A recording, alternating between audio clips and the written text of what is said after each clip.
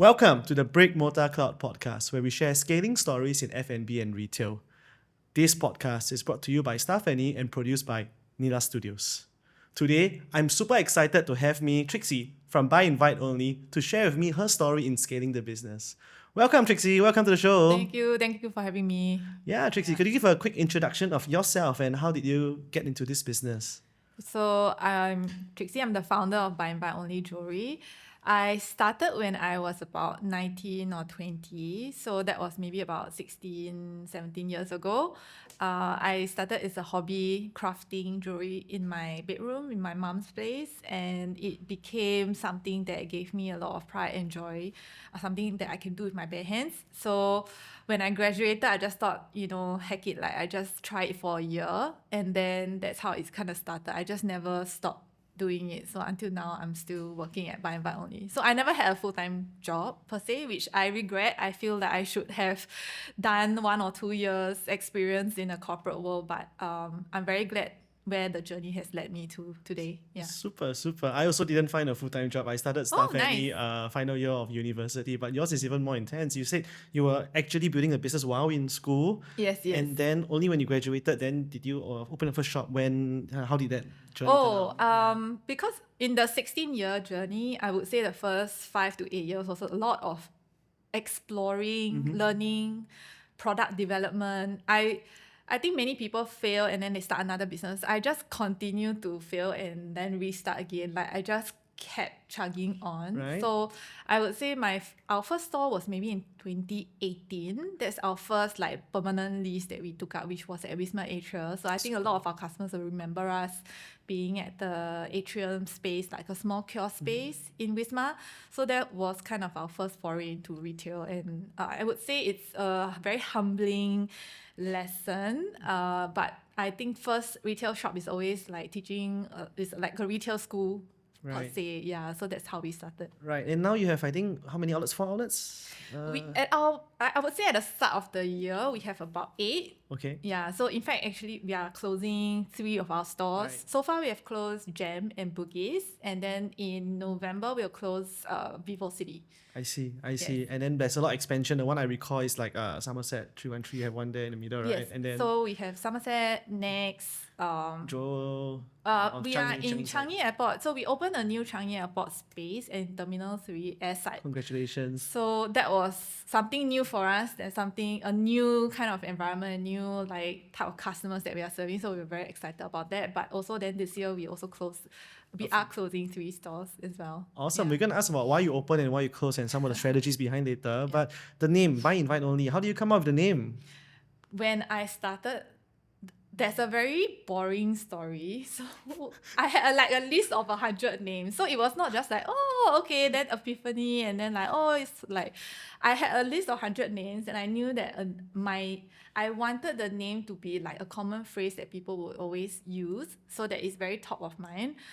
When we first started, I was crafting, so there was a little bit of exclusivity there, right.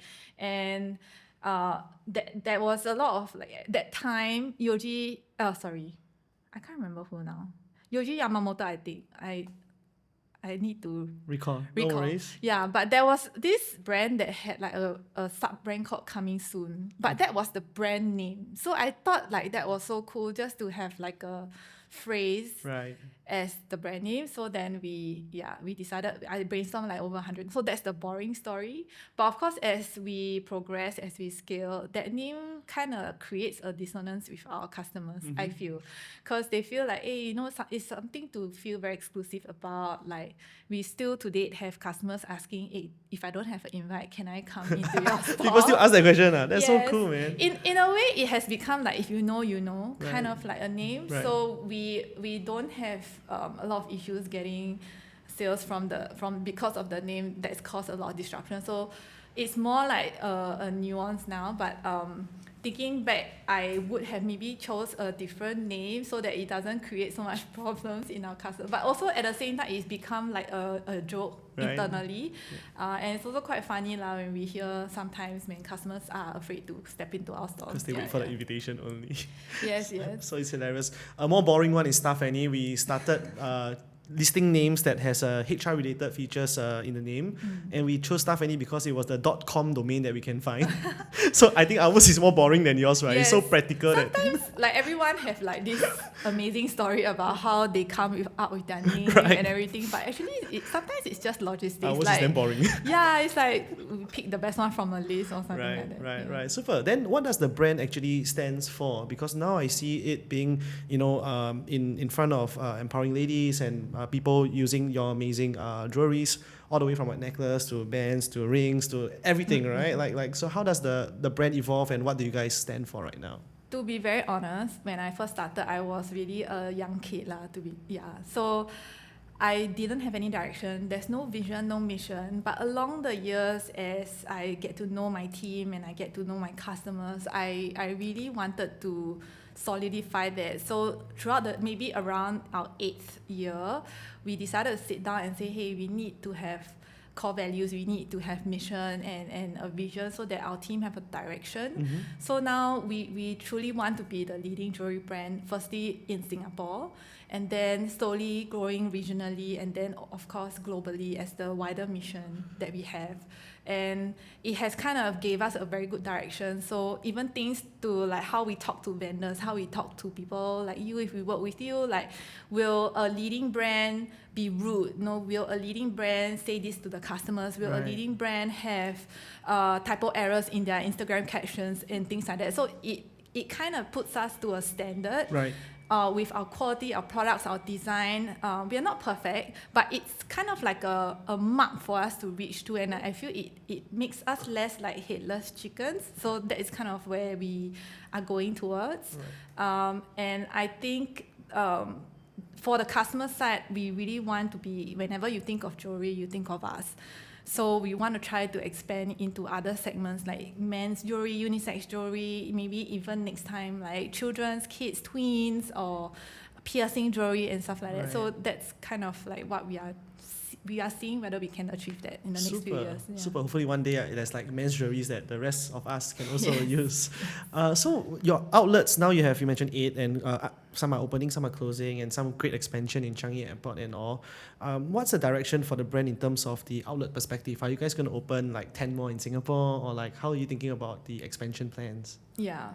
So I feel that you can't look at it in 10 years I want to achieve 50 stores or things like that, because our model is very different from per se like bread talk. Right. So for the first few years when we opened the store, we were not really known in the market. So I think the key objective is really awareness. You would see a lot of our stores are prime locations, and because we want prime locations, we want the footfall, our spaces are also very small. So now when the lease renewals come up, we then need to think about what the next phase of our expansion needs to be. So I think now very gladly, like whenever you talk about buy and buy only, if you are within our target audience or like the boyfriend or the husband of our target audience, you kind of know about us. So we feel that we don't really need to have the prime spots anymore. We don't really need to always be paying the top brand to be top of mind. We want a space that can give back to our community, our customers, and that is kind of like the next phase of our expansion. But in order for us to do so, we also have all these leases that are up for renewal. We cannot neglect the fact that, hey, if we have to wait until we open and then we close to top up the revenue, because I think that was one concern that we have. If we close down sales channels, where are we going to get the revenue back? Right. You know, like if every unit you earn 10K, for example, if you close 30,000 is missing from your wallet. I think that is like quite a basic concept, but I choose to believe that sometimes you have to move back 2 steps in order to go ahead 10 steps. So this is kind of like the gamble that we are doing now. Yeah. Right. So when you mentioned about retail footprint, I also understand that your business has a very strong online presence and online channels, whether it's TikTok or direct to your website and order, right? If it's not too sensitive, maybe can you share a little bit more about how has that split been evolving over time? Do you see more transactions coming in retail, or do you see like, hey, actually the online is still a bigger presence, and how has it been shifting? So pre-COVID, I would say we are more online. So the percentage is maybe 80% online and then 20% offline. Right. And then as we open more stores, with the 8 stores, of course, Swing. 70% then comes from the retail. Wow, that's amazing. And during COVID is actually the time that we grew a lot. So we over like 2020 we opened our maybe second store, Right. and then 313 came about quite quickly as well. So I think over the last few years we went from 2 to 4, then 6 and 8. Right. Yeah. So now I think it's a different environment. Like post-COVID, everyone's back traveling, and I think how do I put it? A lot of people when they are travel, they are not in the malls. So when they are shopping on Shopee, for example, they are shopping on your .com, and they are scrolling on social media. So I think we need to be where our customers are.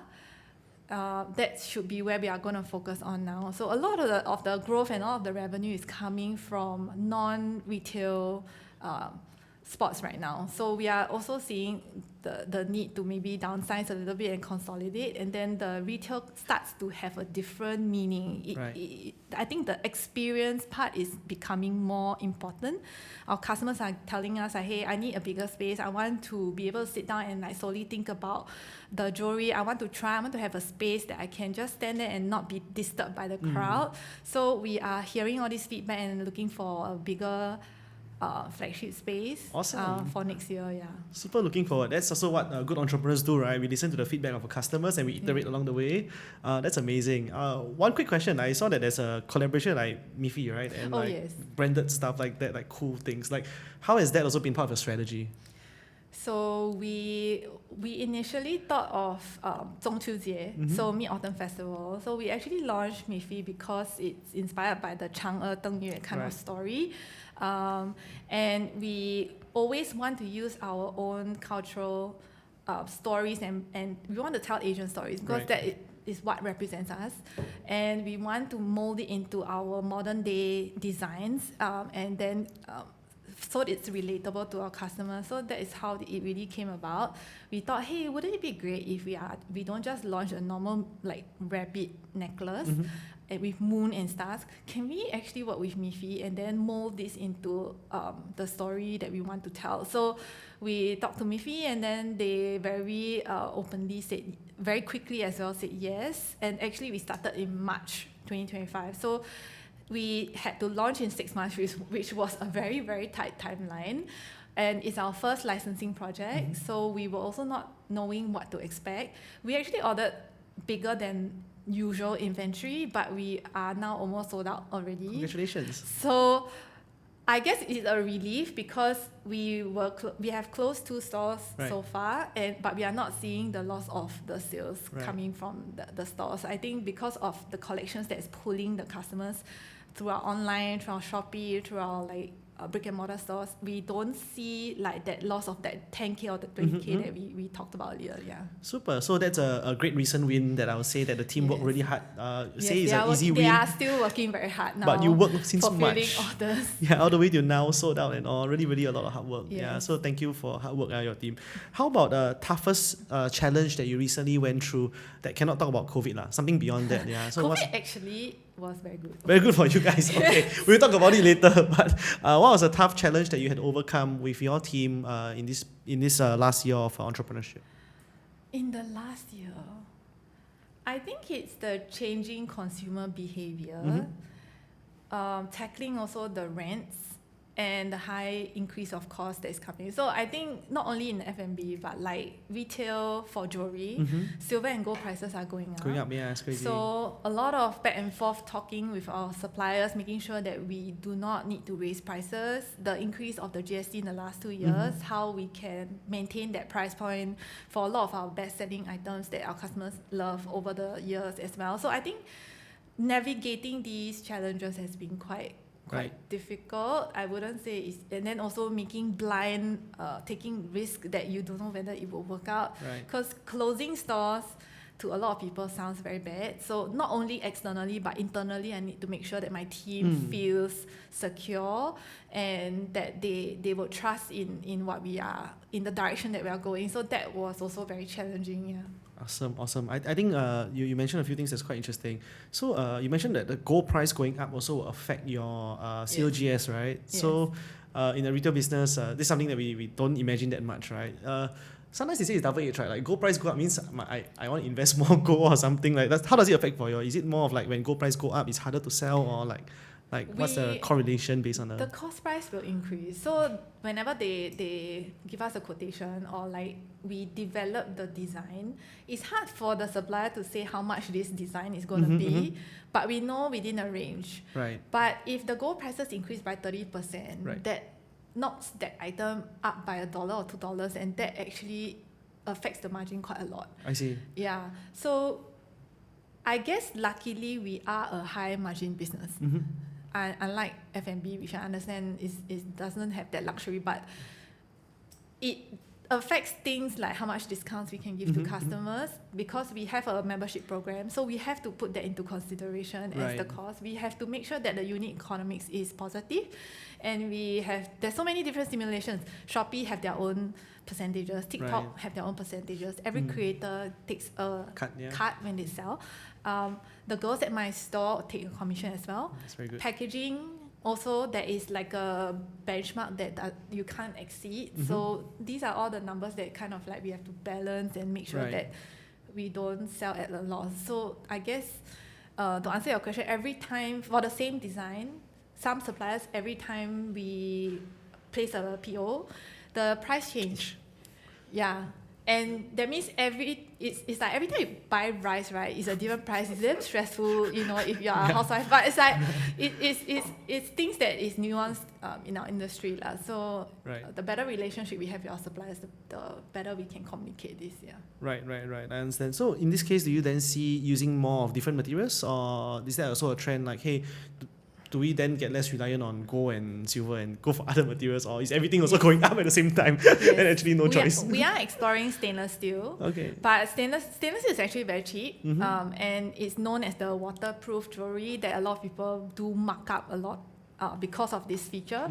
But there are certain limitations to that metal. We can't do the very delicate and dainty and fine pieces that we are known for. So we are just exploring, maybe especially the chunky pieces that is on trend now. We are using stainless steel. So we kind of have to try new materials. And to make sure that. But our customers still like silver. So silver prices has been very tricky. I hope that it would maintain, but also then US dollars going down. So everything is traded in US dollars. So all these things affect the small, It's almost like you're in a commodity business that, right? Like, hey, I'm retail, but actually I'm trading silver and gold. Yes, we have to track, we have to read the news, we have to read Business Times, and because we have 1,600 live SKUs, we have to make sure that every SKU's pricing is like, it's not outdated as well. So I think that's a lot of, maybe now AI can help us with that. Right. So you have a super spreadsheet that has all the cost price of all the SKUs and stuff like that, of materials and whatnot. Yes, It's crazy. We do. The super spreadsheet will change like every week. Super, based on the latest information on the latest prices. So just nice moving on to tech, right? Because just like talk about super spreadsheet on managing it. I just want to know a little bit more about benchmark tech and metrics and stuff like that. So are you guys a metrical business? Do you guys track like sales targets, and do you maintain certain ratios on business KPIs and stuff on a weekly or monthly basis? On the P&L, yes. So we do the P&L monthly. For example, staff, we try not to exceed 25%. If 20 is best. But sometimes when you are growing and scaling, you kind of need to invest in team. So then that's when we have to make the decision to increase the percentage for certain years. Of course, we track sales targets, your ATV, UPT, the GMVs. We use Shopify. So we have a dashboard, and we actually use ChatGPT as well. So for our Changi sales, for example, is on a separate pause. We actually use ChatGPT and Python code to kind of make it into the format that we want, and then we import into Shopify to kind of get a holistic full picture, right? Yeah. You can't just sit there and just allow the dashboard. You kind of have to tweak it a little bit. So we're using a lot of AI recently to help us work faster, work better, and analyze more data.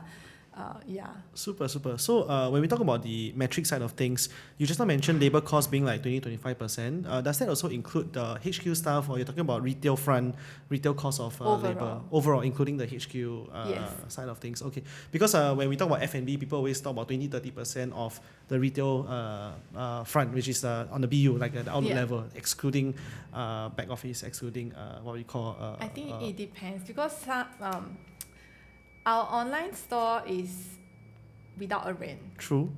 Yeah, like your Shopee, your TikTok, there's no rent to open a Shopee mall, for example. But they take a commission. Which is also 20-30% or whatever it might be, right? Which is yes, it painful, adds up right? to around the same, About plus the same, all the right? discounts and vouchers and things like that. But we prefer the consolidated view. Of course, per outlet we can do. Some of the outlets, for example, Next, it's a very high traffic area. So I would say break even, I'm happy already. Right, understand. Like it's really for eyeballs awareness. Right. So there is a different purpose for every store. Not to say that we will not want Next sales to be increased. We will still work to kind of have sales targets for it. But we will probably be willing to sacrifice a bit of the margin for Next versus, for example, Ion, which is our best performing store. We will have very different expectations. So if we do it in that percentage, then it's not fair to compare Apple and Orange. Right.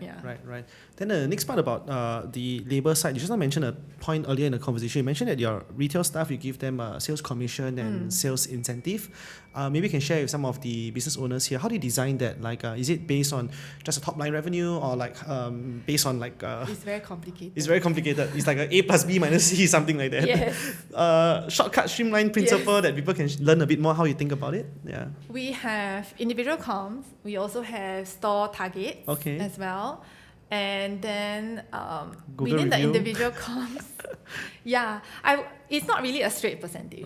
So when you hit a certain tier, you get more in the next tier as well. Because we designed it in a way that it will continue to motivate the team, and it's not there's a team element, which is a store target, and then the individual comms as well. So we also have to balance that. We don't want it to be too dog eat dog, but at the same time we also need to make sure that the individual motivation is there.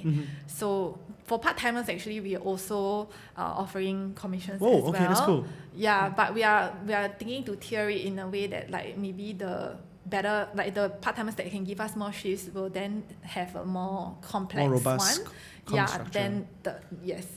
So we also don't want our part-timers to be standing, and we want them to fully be able to assist or even be on par with a full-timer as well. So sometimes our top sales is from a part-timer. Super, so that's great. We train them and we respect them the same way that we would. That's super. Then when we talk about the COGS, we talk about like in your business there's like different materials and all, and of course the margin could range, right? It can be like a high margin product versus a low margin product.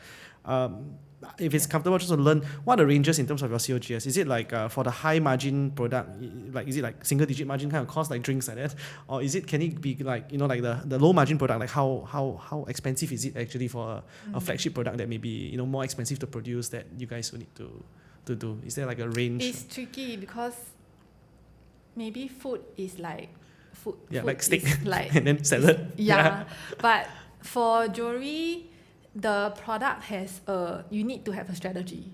So some products, for example, our basic and reversible hoops, right, our margin is terrible because I want that to be the entry for like when someone discovers our brand. That's always the first few things that they buy, the basic items, or things like that will have higher demand. So then my margin would be like, I purposely sacrifice my margin so that it's very desirable and it's easy, low-hanging fruit for customers to just like, okay, I don't know about this brand, but let me just try with a basic start or basic hook. So that strategy is one margin. And then, of course, the design stuff, there's about all development and all that. So we do have like 85%. Right. It on can the be good that stuff, high. for sure. Yeah, but then the things that are very expensive, like when it goes to the hundreds of dollars, then the margin will be lesser because the total cash amount is still significant. Understand. So if we apply the same 85 margin, right, that product will be be too expensive that people cannot buy as well. $200, $300. Yeah, so price we out. have to play. Yeah, so some products also are price anchors. Right. So I want the product to have the perceived value of 200 or 198. Right. Just to anchor the price point in the shop or on the online store in that collection. Right. So I will just order maybe like a small quantity. Right. But the function of that is really to anchor the price. So it like customers have that either a higher or lower median. Right. And then that middle price will actually sell more. Right. So, Understand. Yeah. So different product have different strategies. So I mean good times 85. I mean target 85%. Right. Stainless steel even more. Yeah. So this one really got me a reminder of our last few speakers ago, Andrew, and he talked about margins, talk about steak versus fish. You listened to the previous one on that, and how not every product needs to be managed by like, oh, F&B must be 30%, means everything must be 30%. Yes. It's about the strategy, it's about how you get your entry point, it's about the upsell, the bundle, the like what you mentioned. Yes. And I think that today you gave us a really good thought about how to think about when you think about a catalog of product, which are the more entry product, which are the anchor products, and which are the ones that are the main movers on your menu. So super amazing. For rent, when you guys choose location, I see that you all choose very premium locations, 313, Wisma and stuff like that. Is that also part of your philosophy that you guys always choose expensive premium places, or like how do you think about choosing location? I wouldn't think Next or Tampines one is expensive premium location, but we always choose locations that we think our customers are at. Okay. We are not right all the time. We make mistakes and then we have to remedy and try to make up for it as well. Right. But as we open more stores and now, including Wisma that we have closed the first one, we have opened 9 stores so far. I think we have gathered like some sort of a more accurate gut feel of the next space. So we used to go to the space on a weekday, morning, day, night, see how many weekend. Yeah, but I don't see just the traffic, which I learned my lesson. You cannot just get fooled by traffic. I always get so excited by the traffic, right? But you are paying for their traffic, but they might not be your customers. So they might not stop. Yes, I started looking at the people, what they wear. When they go into a store, do they buy? Do they hold a lot of shopping bags? What are the shopping bags they are holding? Are they like related brands? Is it like when they go into Watsons, they will have the shopping bag, but what about when they go into a fashion store, then they don't buy? So things like that we observe. Over the time, of course, we go less to the mall because we already familiarized with so many malls and all the customers that we have. But we still want to go down to kind of experience the vibe, the feng shui, the everything. flow. We will study how the customers move walk around in the mall. So within the mall also there are different locations that we feel are prime, not just whether the mall is prime or that locate on the map of Singapore whether it's prime, but if within the mall also, like if the customer flow is not ideal, then we would, or blocked by pillars or visibility, things like that, then we will try to avoid. Yeah. Super, man. I think apart from footfall and all, the thing I learned is really about the lookalike audience and like, did they actually purchase? That's very, very important, because sometimes you see some of the outlets like between the MRT stop to the like bus interchange, right? The footfall is crazy, right? Yes. But how many people actually stop apart from buying a curry puff? So that one also die, right? So now moving on to business transformation, what's your take on it? And I saw that you guys have a lot of investment on like linking your point of sale from Changi Airport to your Shopify store and stuff. How much do you guys actually invest in tech and digitalization? Do you like have your own in-house engineer? Like how do you guys do everything? We outsource our IT. Okay.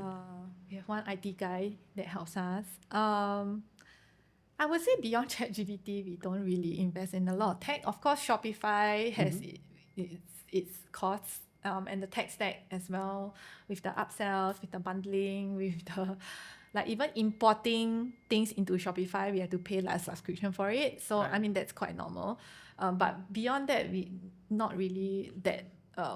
We don't have CSR kind of or CSM kind of like management. Yeah, so I think it's very basic with other D2C brands. I see.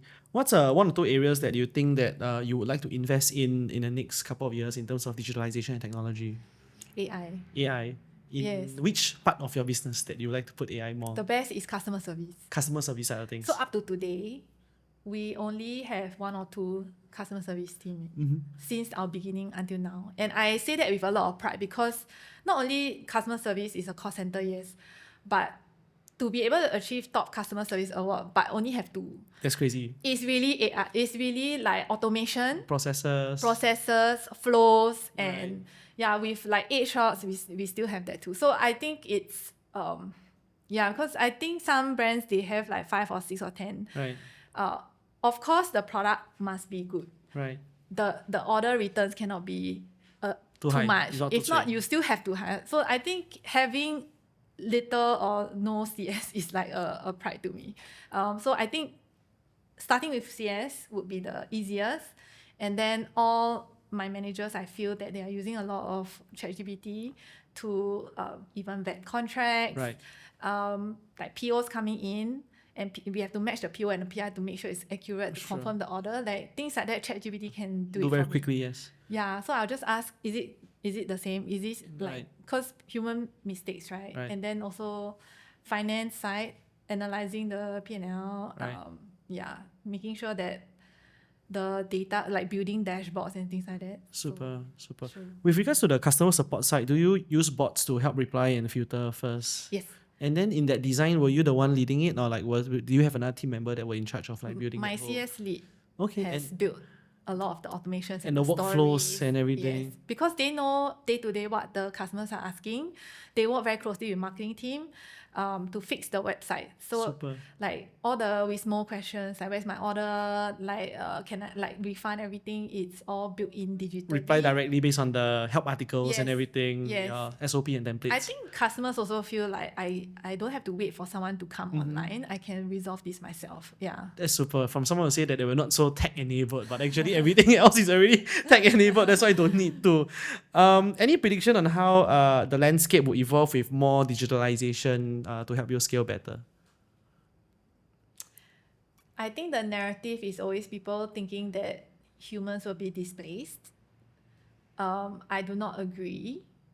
I think the human element is still very important, especially in customer service, because there are so many different instances that you cannot plan for.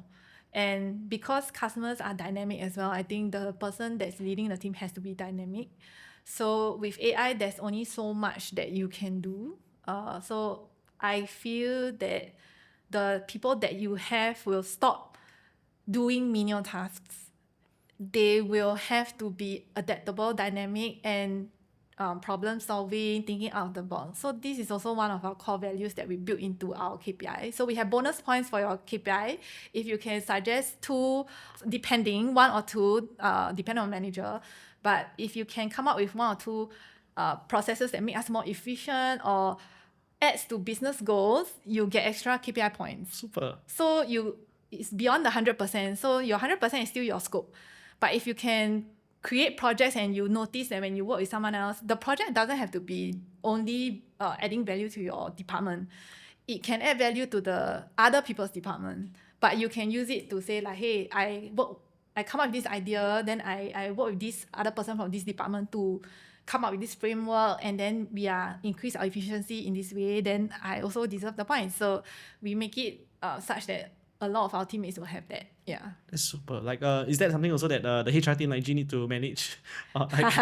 It's a lot of Actually, I would say it's our HR manager's idea. So I would say I credit to her. Like I think she suggested that as one of the KPIs for one of the team. That I thought, hey, that is very good for everybody also, and everybody be like implement it, innovative and help the business get better in business processes. That's amazing. I think that also shows the amazing culture you have in your team that is always looking for improvement and innovation and helping each other along the way rather than doing it alone. You can pair off with like the different departments and all. That's really, really amazing. I think I may also copy that for my own company. Yes, please copy. So we're going to move on to the last part of the show, which is the rapid fire question. So I ask a quick question and try to answer in 1 sentence. Okay. Most people try to drag and then become 2 or 3, but we try our best. Are you ready?